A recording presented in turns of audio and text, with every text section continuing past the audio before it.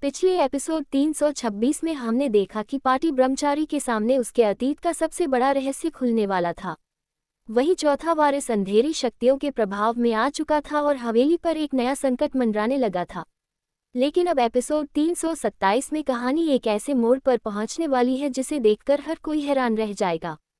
अगर आप भी पार्टी ब्रह्मचारी के हर नए अपडेट सबसे पहले देखना चाहते हैं तो वीडियो को लाइक करें और चैनल को सब्सक्राइब करना बिल्कुल मत भूलिए।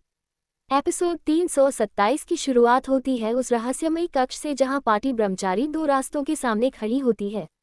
एक रास्ता हवेली को बचाने का होता है और दूसरा उसके अतीत का सबसे बड़ा सच जानने का।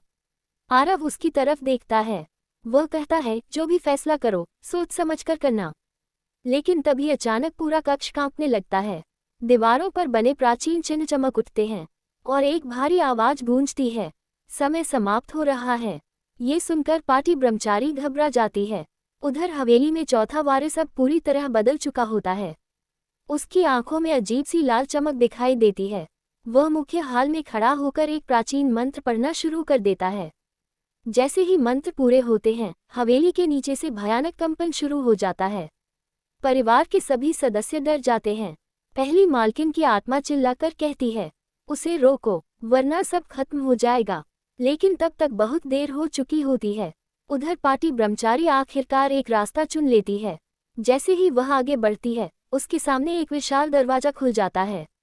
दरवाजे के पीछे उसके बचपन की यादें छिपी होती हैं।